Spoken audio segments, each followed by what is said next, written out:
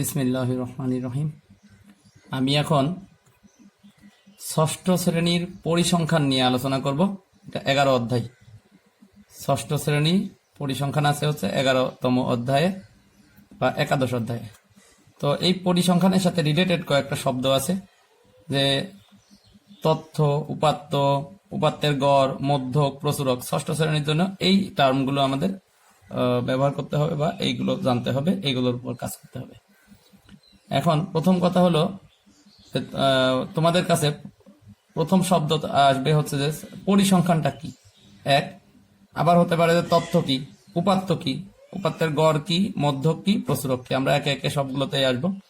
প্রথমে আসতে হবে তথ্য। তথ্যটা আসলে কি? তো তথ্য হচ্ছে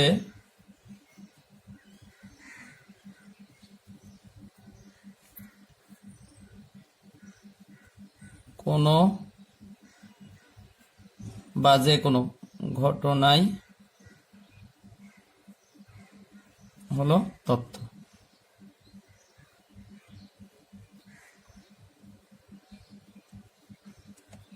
কোনো ঘটনাই হলো তথ্য বা যে কোনো ঘটনাই হলো তথ্য।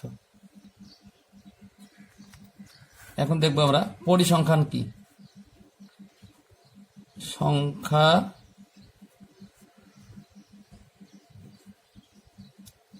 ভিত্তিক কোনো তথ্য বা ঘটনা হলো পরিসংখ্যান।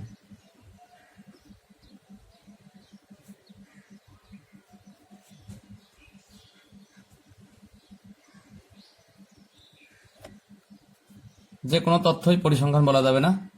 তথ্য অবশ্যই সংখ্যা ভিত্তিক হতে হবে, অর্থাৎ সংখ্যা সমন্বিত কোনো তথ্যকে পরিসংখ্যান বলা হবে।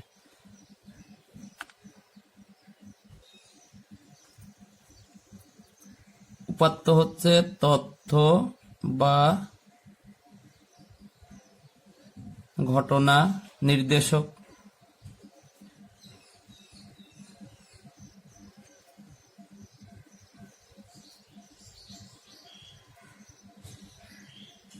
সংখ্যাকে উপাত্ত বলে। অর্থাৎ ঘটনা বা তথ্যকে যে সংখ্যা নির্দেশ করবে সেটা হচ্ছে উপাত্ত।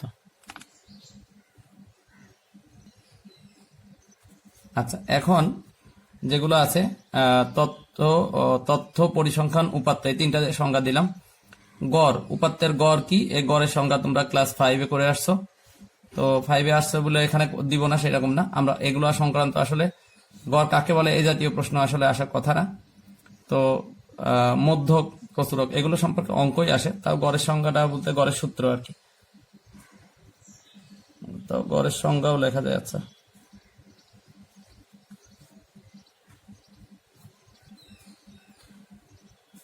পরিসংখ্যানের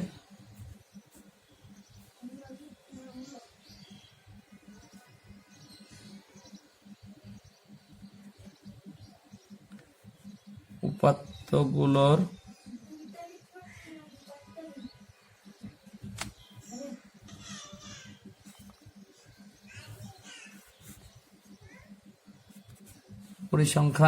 উপাত্তগুলোর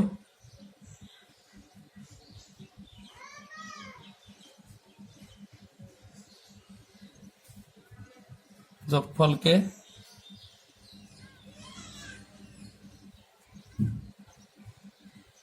উপাত্তের সংখ্যা দ্বারা ভাগ করলে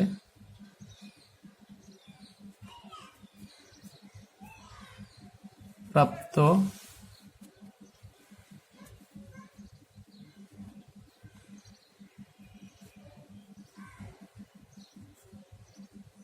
ভাগফলকে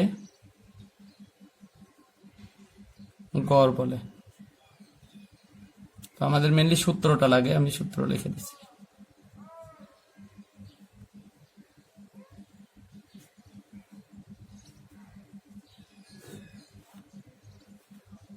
গড়ের সূত্র হচ্ছে গড় সমান যোগফল বা সমষ্টি ডিভাইডেড বাই উপাত্তের সংখ্যা। উপাত্তের সংখ্যা। মধ্যক। মধ্যক কি? এটা হচ্ছে উপাত্ত সমূহকে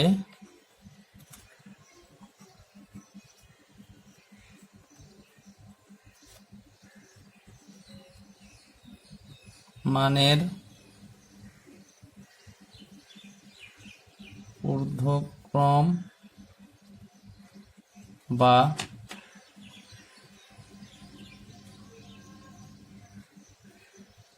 অধক্রমে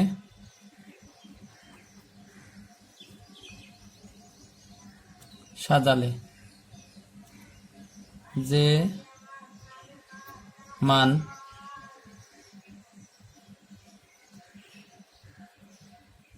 উপাত্ত সমূহকে সমান দুই ভাগে বিভক্ত করে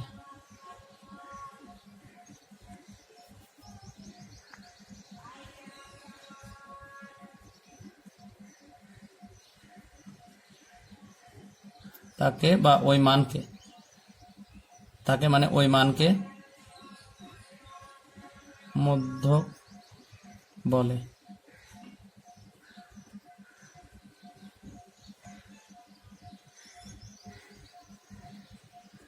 যেমন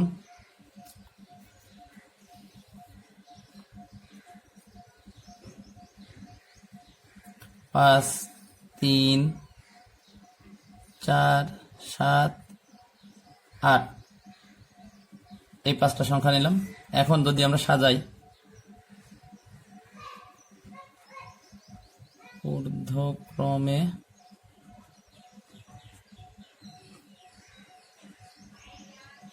সাজিয়ে পাই কি পাচ্ছি? 3, 4, 5, 7, 8। তাহলে এখানে এই যে বলা হয়েছে যে মান উপাত্ত সমূহকে সমান দুই ভাগে ভাগ করে। এই যে 5-এর বামে আছে 2টা অঙ্ক, ডানে আছে 2টা অঙ্ক, এই 2টা আর এই 2টা সমান দুই ভাগে ভাগ করছে 5, তাহলে মধ্যক হবে 5।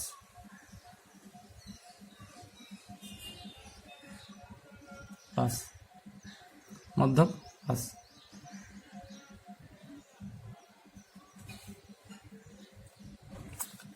প্রচুরক। প্রচুরক হচ্ছে উপাত্ত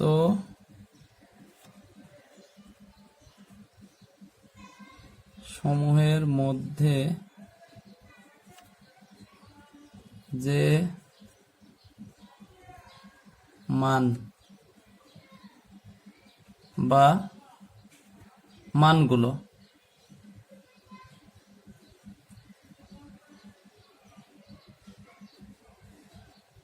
সর্বাধিক বা বেশিবার, সর্বাধিক বা সবচেয়ে বেশি থাকে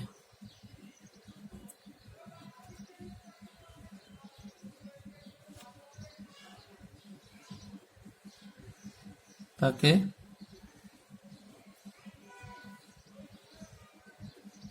প্রচুরক বলে।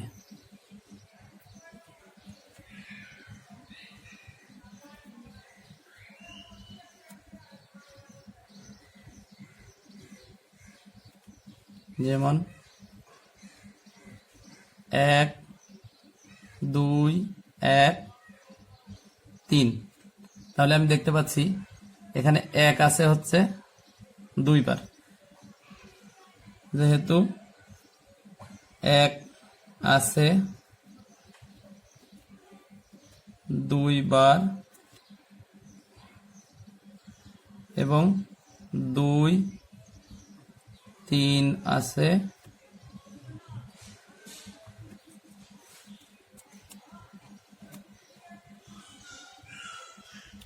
একবার করে, অতএব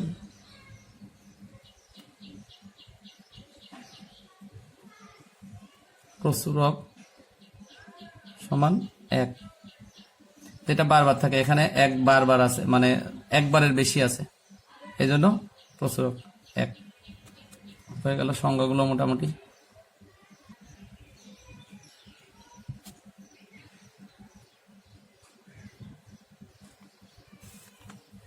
আচ্ছা। এখানে মধ্যকের অনুশীলনী 8, অনুশীলনী 8-এর 1 নাম্বার থেকে আছে হচ্ছে 12 পর্যন্ত অবজেক্টিভ, অর্থাৎ বহু নির্বাচনী প্রশ্ন। তারপরেও আমি চেষ্টা করতেছি যে এগুলো হচ্ছে সাবজেক্টিভের মতো অ্যান্সার করে দিতে, যাতে তোমরা বুঝতে পারো। শেখা হয়ে গেলে তুমি অ্যান্সার করতে পারবা। তো এই জন্য আমি ব্যাখ্যা সহই দিচ্ছি, যেটা যদি ক্রিয়েটিভ কোশ্চেন হয় যাতে অ্যান্সার করতে পারো। তাহলে আমাদেরকে মধ্যক বের করতে হলে প্রথম কাজ কি? সাজাতে হবে। তাহলে ঊর্ধ্বক্রম বা অধক্রমে সাজাইতে হবে। ঊর্ধ্ব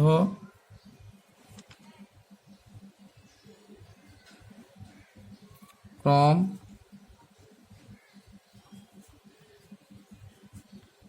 অনুসারে সাজিয়ে, এটা মনে হয় সাজানোই আছে। 4, 6, 7, আরেকবার লেখা লাগে না, আমি লিখে ফেলছি তাই আর কি। সাজানোই আছে। তাহলে কোন উপাত্ত সমান 2 ভাগ করতেছে, এইদিকে 2টা, অর্থাৎ তুমি একবারে 2টা যদি ভুল হও, এদিক থেকে একটা বাদ দাও, এদিক থেকে একটা বাদ দাও, এরপরে এখান থেকে আর একটা, এখান থেকেও একটা, তাহলে এই যে মাঝখানে 7। অতএব মধ্যক সমান 7।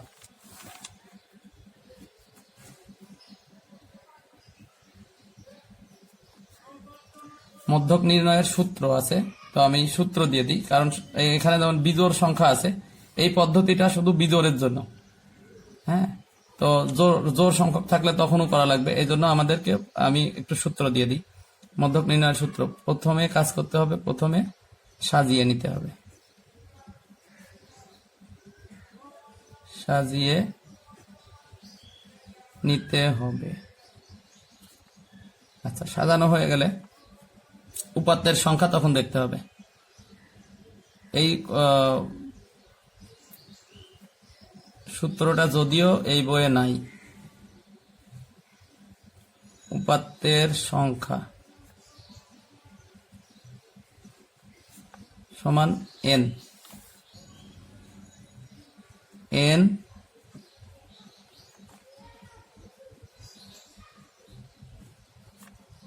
হলে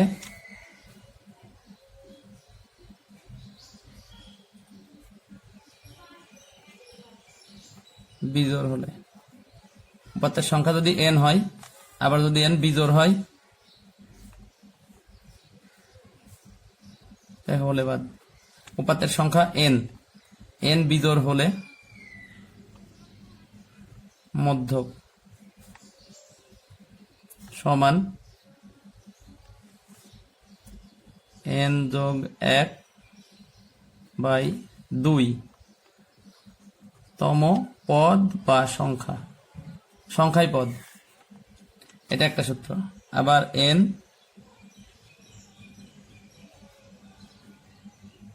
জোড় হলে, অর্থাৎ জোড় সংখ্যা হলে মধ্যক সমান, যেহেতু জোড় তাহলে এটা হবে হচ্ছে n/2 তম পদ যোগ n/2 প্লাস 1। n প্লাস 1/2 আর n/2 প্লাস 1, এটা কিন্তু ভালো করে বুঝতে হবে।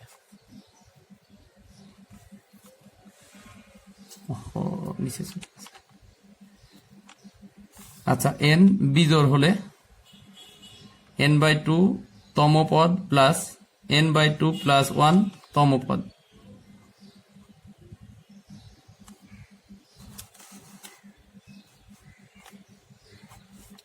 Divided by 2। আমি আবার বলি n বিজোড় থেকে বলি, n বিজোড় হলে মধ্যক n প্লাস 1/2 তম পদ। এই n মানে উপাত্ত মোট কয়টা আছে সেটা গুণে আমরা তত লিখবো। 5টা থাকলে 5 যোগ 1, 7 থাকলে 7 যোগ 1, 7টা 5টা এভাবে 1 2 3 করে উপাত্তগুলো গুনবো। গুণে যতটা হয় ততটা হবে এই n এর জায়গায়। যোগ 1 দিয়ে 2 দিয়ে ভাগ করতে হবে। যেমন 7 যদি হয় তো 7 যোগ 1 সমান 8, 2 দিয়ে ভাগ করলে 4, তাহলে 4 নাম্বার পদটা হবে এটার মধ্যে।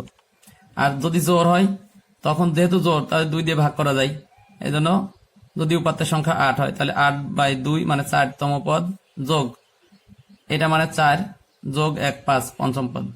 তো দুইটা মান এখানে দিয়ে তারকে আবার তাদের যোগফলকে আবার 2 দিয়ে ভাগ করতে হবে, তাহলে মধ্যক পাবো। এই হলো সূত্র। এখন আমরা একটা অঙ্ক করি জোড় সংখ্যা দিয়ে, তো স্পষ্ট বোঝা যাবে। যেমন এখানকার 2 নাম্বার অঙ্ক, এই চ্যাপ্টারের 2 নাম্বার অঙ্কটাই আমাদের এই নিয়মের। এখানে আছে হচ্ছে 8, একটু আমি এখানে একটা প্রশ্ন লিখলাম 8 9 10 12 14 16 সংখ্যাগুলোর কোনটি মধ্যক? তাহলে প্রথম কাজ করতে হবে আমাদের সাজিয়ে নিতে হবে। তাহলে ঊর্ধ্বক্রম অনুসারে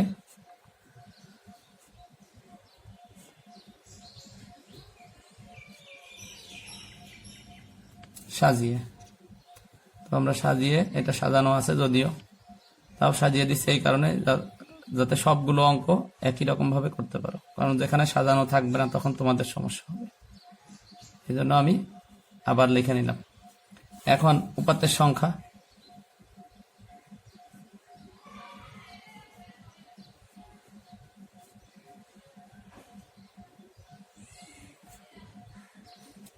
n সমান এই যে এখানে গুনবো 1 2 3 4 5 6, তাহলে এখানে 6 লিখতে হবে। লেখার পরে আবার দেখতে হবে যে এটা এই 6 সংখ্যাটা জোড় না বিজোড়।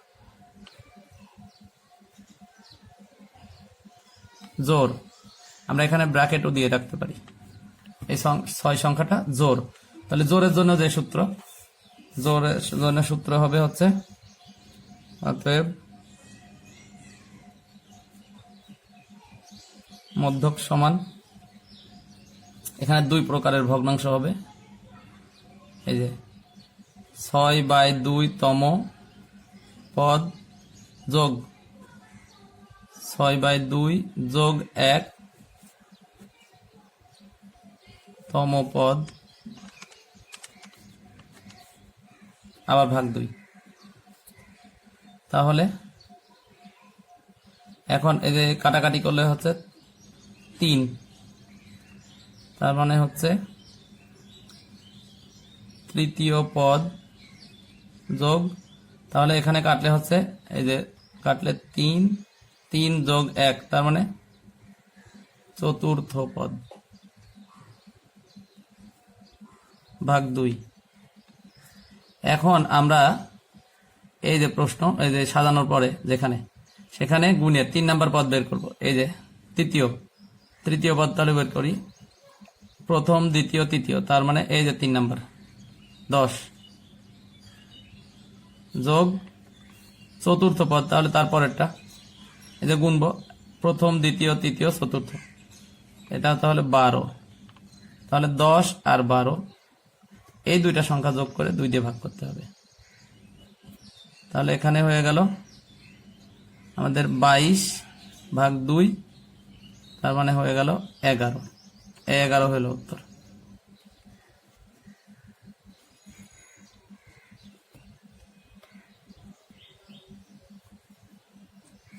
আচ্ছা, এখন 3 নাম্বার অঙ্কটা দেখি আমরা। 4 5 8 6 7 12 সংখ্যাগুলোর কোনটি প্রচুরক? তো এই প্রচুরক বের করার জন্য আমাদেরকে উপাত্তগুলোকে সাজাইলেও হবে না সাজাইলেও হবে, অর্থাৎ সাজাইতেই হবে এমন না। তো যেভাবে আছে সেখান থেকেই আমরা খালি খেয়াল করব যে কোন সংখ্যাটা একবারের বেশি আছে বা সর্বোচ্চ বার আছে।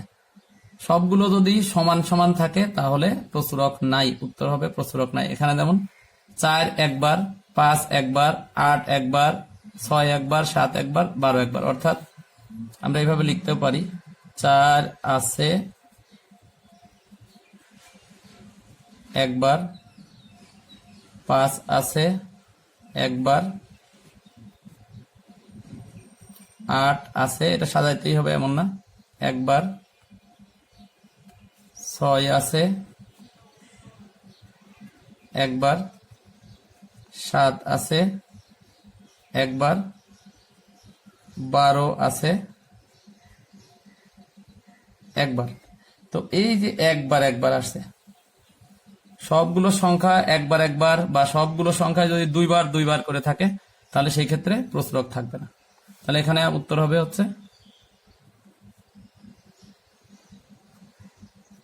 উত্তর। তার আগে আমরা এটা লিখে নিতে পারি, সব উপাত্তগুলো সমান সংখ্যক বার আছে, যেহেতু উপাত্তগুলো সমান সংখ্যক বার আছে, তাহলে উত্তর হবে কি প্রচুরক নেই।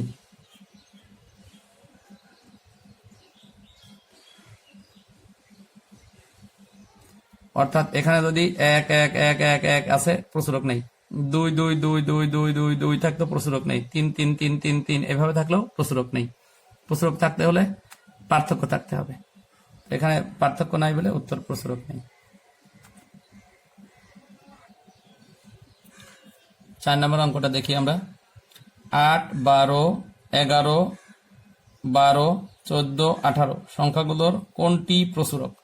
তাহলে আমরা এখানে ওই আগের মতো করে লিখি, 3 নম্বরের মতো আমরা লিখবো 8 আছে একবার, 12 আছে, আমরা 12 আছে কয়বার দেখে নেব, এই আছে এক জায়গা, এই আছে এক জায়গা, আর কি আছে নাই, তাহলে 12 আছে দুইবার। তারপরে সংখ্যাটা আছে 11 আছে একবার, তারপরে লিখবো 14 আছে একবার, তারপরে লিখবো 18 আছে একবার। তাহলে স্পষ্ট কিন্তু হয়ে গেল যে 12 আছে সবচেয়ে বেশি বার।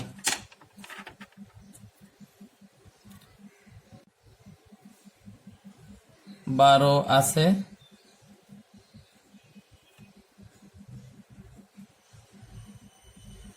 সবচেয়ে বেশি বার বা সর্বাধিক বার, অতএব প্রচুরক